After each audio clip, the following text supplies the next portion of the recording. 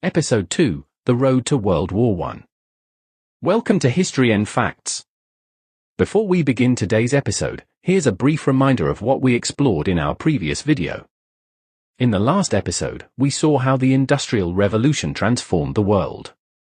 Machines replaced hand labor. Factories reshaped cities. Empires expanded across continents in search of resources and power. Progress accelerated, but it also created inequality, competition, and global tension.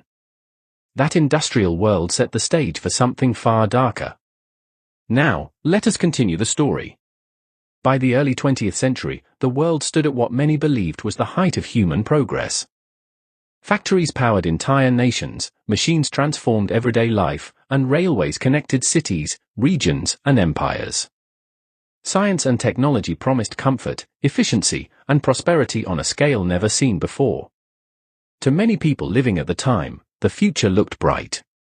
But beneath the smoke rising from factory chimneys and the confidence of modern society, Europe was becoming dangerously unstable. The modern world had been built quickly, but it had not been built carefully.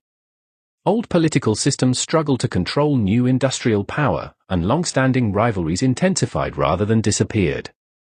Peace existed, but it was fragile. One of the most powerful forces shaping this unstable world was nationalism. Industrial success strengthened national pride across Europe. People began to identify strongly with their nation, its language, and its culture. Schools taught patriotism. Newspapers celebrated national achievements.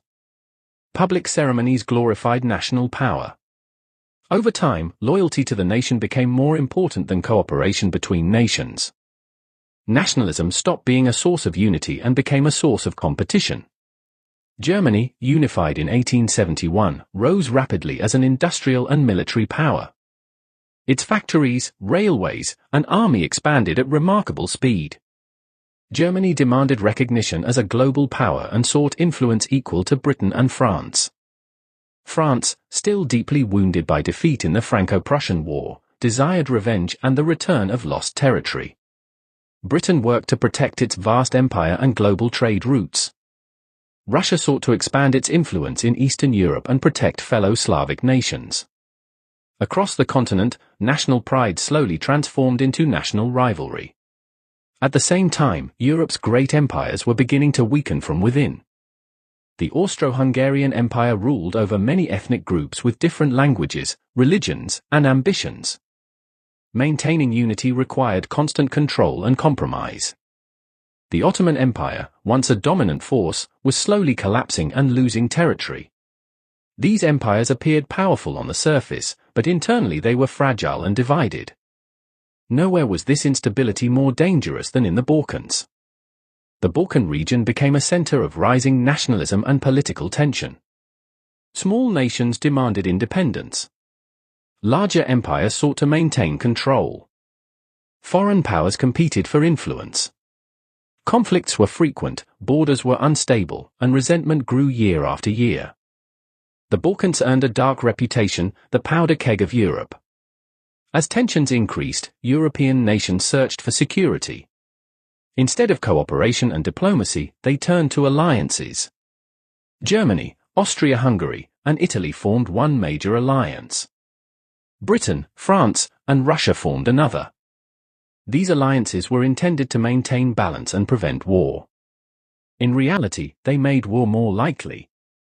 Europe became divided into two hostile camps. Trust disappeared. Fear replaced dialogue. A conflict involving one nation could rapidly involve many others. Peace no longer depended on careful decision-making. It depended on perfect timing and flawless coordination. And mistakes were inevitable. At the same time, industrialization transformed warfare itself. Factories that once produced consumer goods were converted into weapons manufacturers. Rifles, artillery, ammunition, and explosives were produced in massive quantities.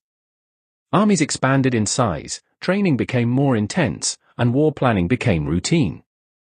Military strength became a symbol of national success. Generals gained political influence. Public admiration shifted toward displays of power and readiness. War was no longer unthinkable. Fear drove an intense arms race across Europe. Nations rushed to build larger armies and more advanced weapons. Each increase in military strength by one country threatened its neighbors. Every new weapon demanded a response. This competition was especially visible at sea. Britain relied on its navy to protect its empire and global trade. Germany, rapidly industrializing, sought to challenge British naval dominance. Each new battleship launched increased tension and suspicion. The naval arms race made conflict more likely, not less. Nations prepared for war while publicly insisting they wanted peace. Diplomacy struggled to keep pace with military ambition. By 1914, Europe was heavily armed, deeply divided, and extremely nervous. All it needed was a spark. That spark came on June 28, 1914. In the city of Sarajevo, Archduke Franz Ferdinand of Austria-Hungary was assassinated by a Serbian nationalist. The event shocked Europe and triggered an international crisis. On its own, it was a regional incident. But in a world shaped by nationalism, alliances, and militarism, it became something far greater. Austria-Hungary blamed Serbia and issued a harsh ultimatum. Serbia turned to Russia for protection. Russia mobilized its army. Germany pledged full support to Austria-Hungary. France stood by Russia. Britain prepared to defend its allies. The alliance system sprang into motion. Diplomacy collapsed under pressure. Mobilization schedules took control of political decisions. Leaders feared that delay would mean defeat. Within weeks, Europe plunged into war. Millions of soldiers marched toward the front lines. Many believed the war would be short. They trusted technology, planning, and national strength to deliver a quick victory. They were tragically mistaken. World War I was not caused by a single assassination. That moment only ignited forces that had been building for decades. Nationalism divided nations. Empires competed for dominance. Militarism glorified conflict. Alliances removed restraint. Industrial power made destruction possible on an unprecedented scale. The modern world had created a modern war. And once it began, there was no turning back. Thank you for watching the complete video. Please do follow and subscribe History and Facts for more upcoming interesting videos.